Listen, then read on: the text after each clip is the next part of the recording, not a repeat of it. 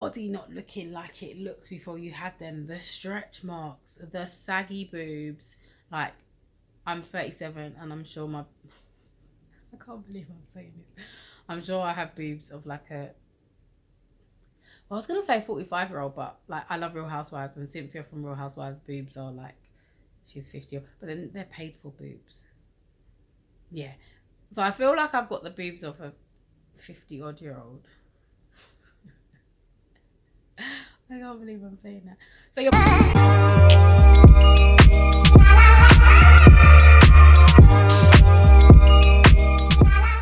Hey guys, Roxanne in his house, or in your flat or room or in your car, wherever you're watching this.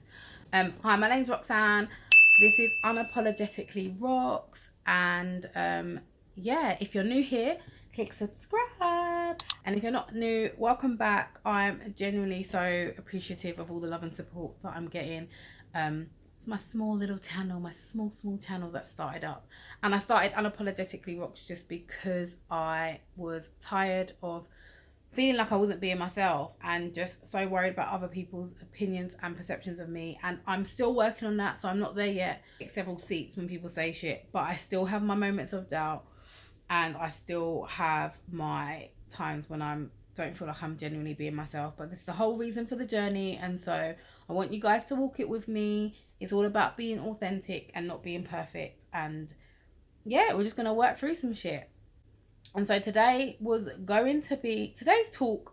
I was gonna do get ready with me, but I got ready with nowhere to go, as you can see with my lovely makeup. I'm not that great at makeup, so I love makeup, but I'm not that great at it. So don't be sitting there in the comments like dissing me, because like I said, I am the clapback queen, and I love all of that. So I was going to talk about confidence today and not settling, but I'm going to leave that one for another time, because I've had the day from hell with my 3 children. So it's the Easter half term, and all 3 kids are at home. And if you don't know already, I have a 7-year-old, 7.5, a 3.5-year-old, and a just turned 2-year-old. And they drove me insane today. My 2-year-old is has some hearing issues, which we're working through. We think it may be, so they said it may be glue ear, or it could be something more permanent. Pray for me, y'all, that it's not permanent. I generally think it's glue ear, because he has adenoid and tonsil issues, which my oldest had, and had his tonsils and adenoids removed. And it's just so, yeah, I'm praying it's that. But with him being not so verbal, and I'll do a video about finding out about his hearing issues and trusting your motherly instincts, because I kind of knew from get-go there was a problem there. But yeah, I didn't follow my I followed my motherly instincts, because I then got him referred for a hearing test. But I listened to people and they said, oh, he's 2 and he's it's fine and he shouldn't be speaking. But again, that's a whole nother video, so we'll talk about that another time, trusting your gut. But yeah, I'm going to talk about like motherhood and how freaking hard it is, and how I have struggled to adjust to being a mummy of 3. Before I got pregnant, ever, before my first child ever, I always was like, yeah, I want to have 4 children. So I come from a family of, I'm one of 5 siblings, and then I have a sibling in the States. And so I always said, oh, I wanted 4 children. Hell no, I have 3. My youngest 2 are 18 months apart, and they drive me insane. Now, I love my children. It's not about me not loving them. But this motherhood thing is hard as hell, challenging, and it's the most rewarding job in the world, but it's also the most exhausting, tiring job in the world. And the reason why I'm talking about this today is because it's one of the things I mention a lot. It being a mum has been my armor for so long. I'm now shedding that armor, part of my journey, and just being more Roxanne. But I'm going to talk about it because it's something that I mention and I bring up very, very often. Like when people ask me, like, oh, what's your name? Like, what do you do? I'm like, my name's Rox, and I'm a mummy of 3. And I'm trying to stop that now, because my name's Rox and there's so many other facets to me. But I've been a mummy for a while now, and so it's it's the easiest thing to say, and it is my full-time job. Like, everything else is part-time, sideline, hustle. Whether you're self-employed, my full-time job, if they need me, if they're at school and someone calls me, everything that I'm doing gets dropped. That's my full-time job. They are my bosses. And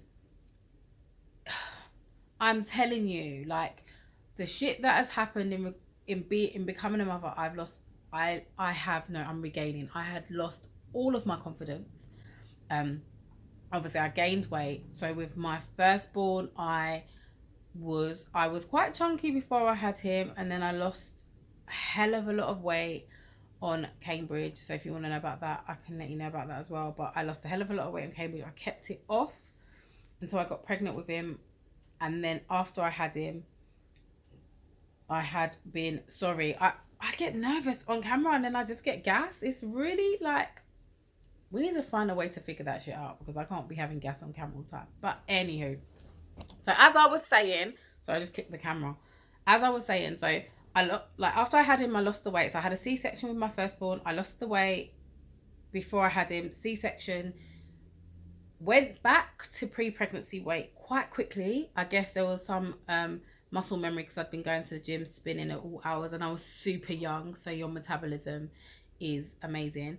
I then had my daughter 4 years later, but I had put on weight before I had her, and then I had extra water with her, so I was huge, swollen, sweet pepper nose. I will put some pictures up. Oh my god.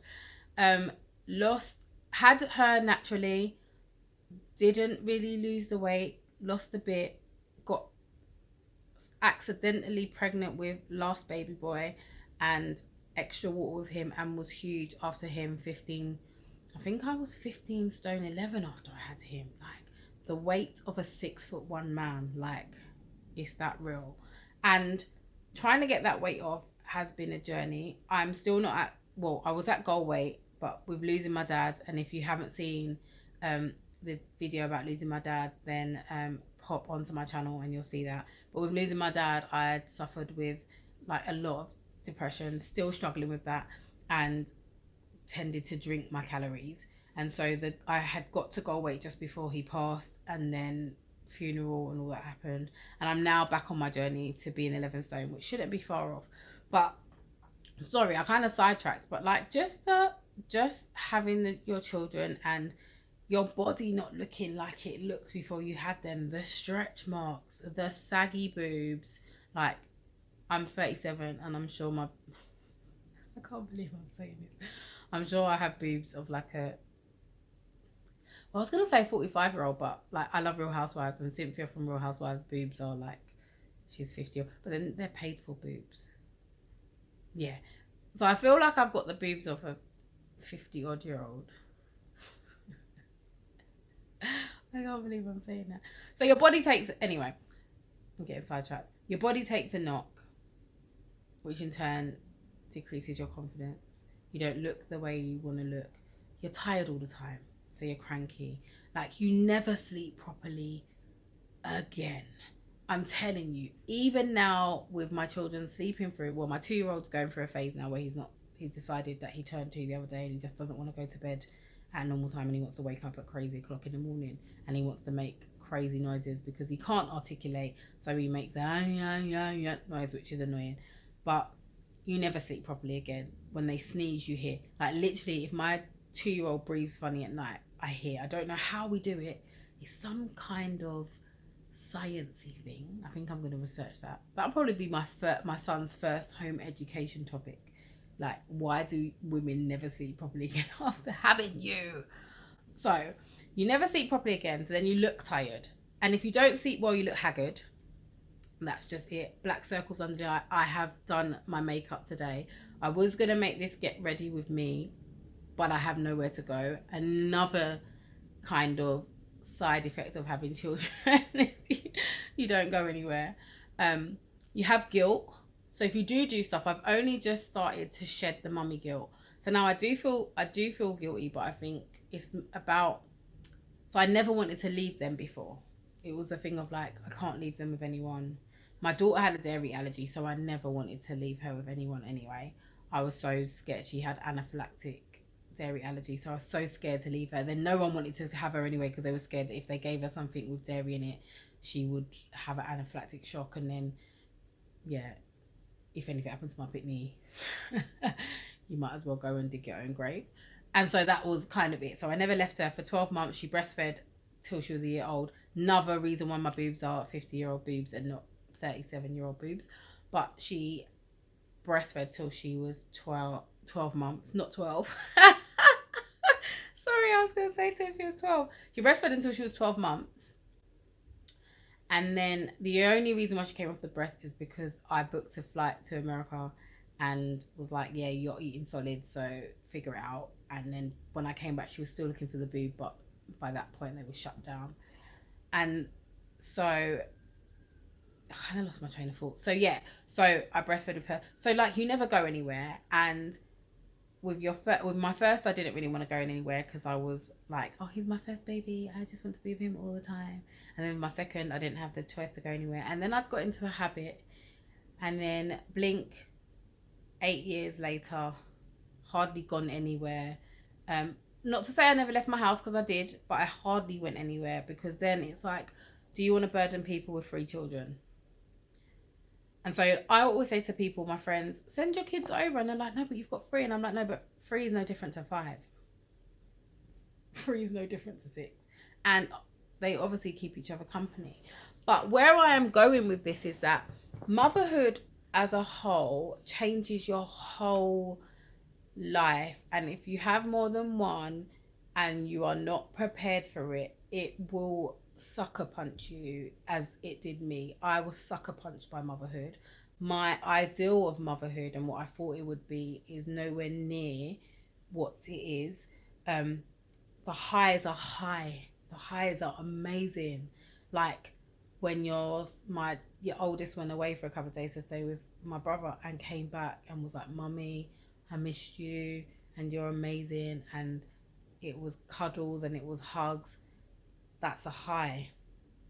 But when you're exhausted and you haven't slept, and I work from home, and so I don't always go to bed on time. I work when the kids are sleeping and I'm up before them, and then your 2-year-old is screaming blue murder because he wants something but he can't tell you what it is that he wants, and you are trying to deal with the other 2 and trying to split your attention 3 ways and waiting for a break, and there is no break coming.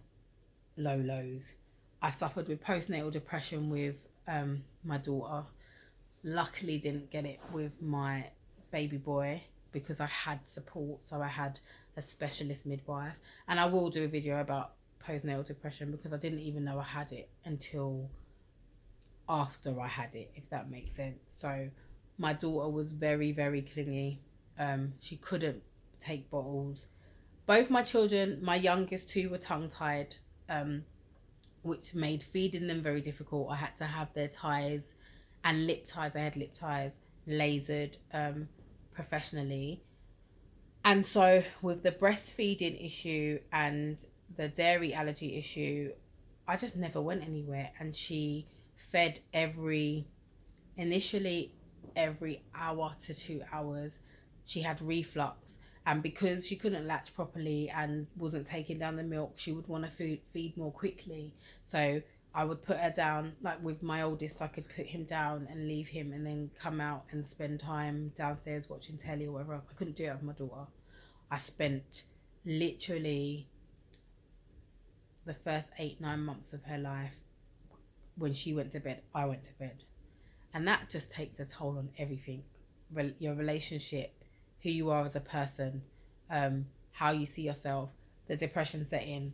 I didn't want to shower. I didn't want to put makeup on. And these are things that I loved doing before I had children. Like I used to be out raving all the time. And obviously I was in my 20s, so that's cool. I lived on my own. I had a dope job. I travelled. But then all those things I didn't want to do anymore. Like, because what was the point? I couldn't go anywhere. I literally was like, she was glued to me. And so it was hard. It was challenging. And it took time away from my oldest boy at the time, and it just like it messed with everything. And people don't talk to you about this. Like even when you talk to people like your mum, for instance, about motherhood, I don't hear these stories. I don't hear these postnatal depression stories. The only story I constantly hear from my mum was that I was eating dumpling from I wouldn't take I wouldn't take milk, and so she made me suck boiled dumpling. That's the only way she could keep me to stop from crying. That's why I was so fat. These are the stories that I hear, and it's not to scare people that want to have children, because like I said, the highs are amazing. Like watching my son play football, watching him be, he's super smart.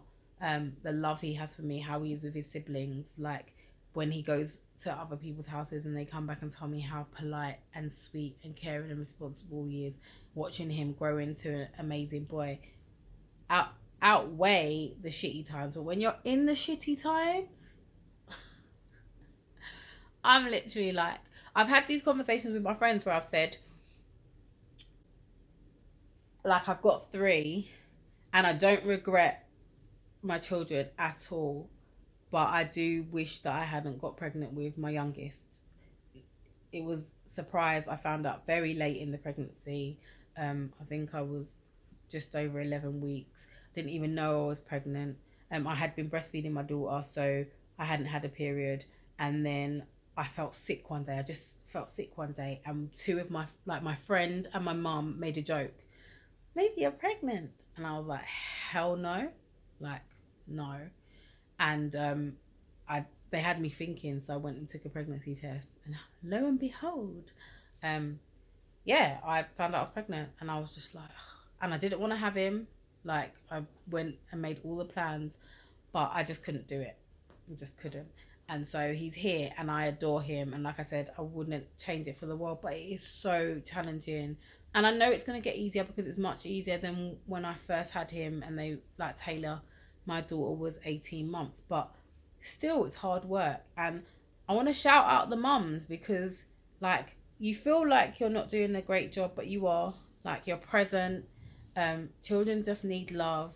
Like we try so hard to give them everything going. I had a conversation with my oldest today because he was acting entitled, and I was like, you get everything, yeah, but you're not, it's not a given that you're going to get it. And the minute you start acting like a brat, and I mean, he wasn't throwing tantrums or anything, but he was breaking down crying because he couldn't have something. And I thought, yeah, you're not going to do that, you're not going to get it.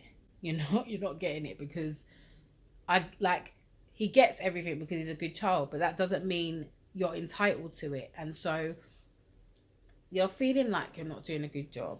Where was I going with that? But I was just saying that, like, you're doing a great job as mothers, and like we are nurturers, and we forget to pat ourselves on the back, and we continuously pour into children. And if you have partners, you pour into partners,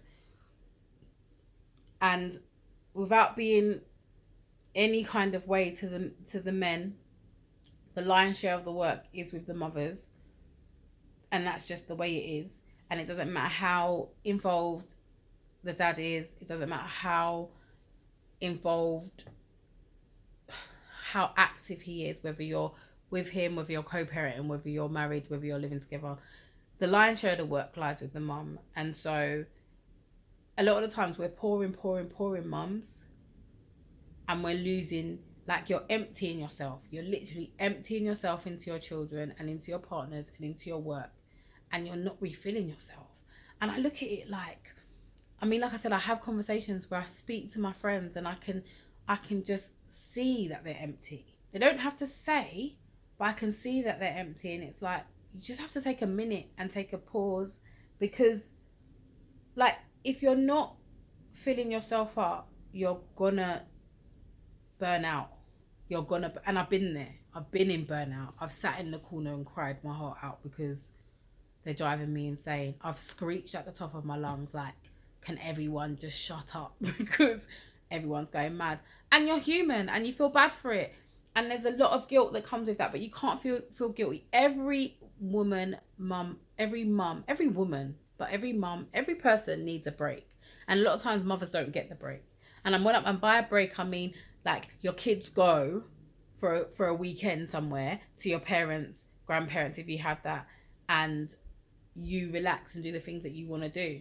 I know a couple whose both sets of parents have passed away, and they have no support outside of that, and they are with their children 24/7, and it's taking a toll on their relationship because they have no them time, and one doesn't want to leave the other to deal with the children 24/7 because they feel guilty, and the other one doesn't, and it takes its toll on the relationship. And that's because you're not being yourself. There is, before you had these children, there was you, and you pour all of that, and to be fair, it's one of the reasons relationships break down, because you become parents and you are no longer this person and that person. You are the parents of, and you forget about how to deal with that person, and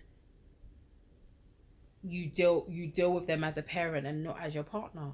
And that's again because you forget that you are a person outside of raising these children. Like, you are the guardians, you were given these children, they're a blessing, but you are also a blessing to them. And if you're not taking care of yourself, you're not giving them the best you. And with all the will in the world, I know the guilt of, like, am I doing enough? Am I giving enough? Am I being there for them enough? But I will say this to, like, mums, co-parents, fathers, like, it's not the quantity of the time you spend with your children, it's the quality of the time. Because you can be sitting here with your children and be on your smartphone, but you're not there, you're not present, you're not interacting. So then, are you really, like, is that time really important? And I've had to address that and look at that myself. It's like, I need to go away and be away from them, because when I come back, and the same, like my son, like when he was away, he appreciated, like, he was like, oh my God, like, I miss my mom. Like, I miss maybe all the things she does for me. I miss that she comes and gives me a kiss in the night. I miss that she, like, will sit and read with me. I miss those things, because you've had that break away. You don't take it for granted. And so if you're, as a mother or a parent, but as a mum, I'm speaking specifically to the women, because I am a woman and I am a mother, and I know how much we input and how much we put in and how hard it is and how challenging it is. And I know about the crying in the corner, and I know about locking yourselves in a cupboard, and I know about hiding your food so your kids don't eat because you just want to eat something of your own. And I know about going to the toilet in the bathroom and sitting in there for maybe 20 minutes longer than you should so that you can get a break. I know about all these things. But if you're not giving to yourself, you can't give to them. And the one thing I would say to take from this, because like I said, today was super stressful, and it's not the only stressful day I've had this Easter half term. I will continue to have stressful days, because children are stressful. Like, they're not always 100%. You're always worrying about something. There's always something that you need to think about, figure out, at the expense of yourself. And it's okay to be selfless, and that's what we were put there to do, is to nurture and raise them with the best will in the world, to be the best people. But you cannot do that if you're not taking care of yourself, because for one, you're not showing them what it means to take care of themselves, and for two, if you are not 100%, you are not giving them your best. If you have no energy, if you are tired, if you are fed up, if you are resentful, if you are angry, if you are stressed, if you are screaming at them, if you are feeling guilt, all of these things, this energy is being passed on to your children without you even knowing. So I am going to say to you today, mummies, take a minute, just a minute. Like, ask someone to have, all my girls out there, I have your kids. But ask someone to have them for like 15, not even 15 minutes, because that's, what can you do in 15 minutes? I can't even do my eyebrows in 15 minutes. I did my makeup today, guys. I'm trying to ting. I'm going to do sorry, I do this, I get sidetracked. I'm going to do a makeup video at some point. Like, I know this isn't the greatest, but I want to try and get my makeup skills up, so I'm going to do that. But as I was saying, I'm saying, take some time for yourself. Book an overnight spa if you can. Go out for a meal with your girls. Plan to do something that you want to do. Like, one of my things is struggling with my confidence. So I'm on my weight loss journey, but I'm gonna go to a dancing heels class this Sunday. Like, I'm holding myself accountable, but I'm going to a dancing heels class this Sunday because I love what I've seen these women do, and I just want to regain my sexy and my confidence, and I feel like this will help. And if it doesn't, I'll try something else. I'm all about trying this year. I'm all about just being unapologetic and doing for yourself and not being worried about being selfish, because sometimes you need to be selfish and it's okay to be selfish sometimes. Selfish is seen as negative, and I don't necessarily feel like it's negative. If you're selfish all the time at the expense of someone else, fair enough. But if you're selfless all the time at the expense of yourself, then it's just as bad. So, ladies, mummies, take some time, because motherhood is the most, like, even in the most high up top job in the world, you get a break. You get a holiday. Mothers very rarely do. I mean, I take one holiday without the kids a year. I mean, I have for the last 3 years. And I always get asked, are you taking the kids? Hell no, I'm not taking the kids. 1 week in 52 weeks, really? And maybe a weekend here and a weekend there. Yeah, no, I'm not taking them. So, there's no job in the world that you can do where you don't get a break. And so, for this motherhood job, give yourselves a break. And also, like, give yourselves a pat on the back, because your children are still here, healthy, loved, fed, taken care of, and that's all you can and should be doing. Anyway, that's me wrapping up. Like I said, if you haven't subscribed, then please do here, and also jump on my socials here, and I will see you with another video soon.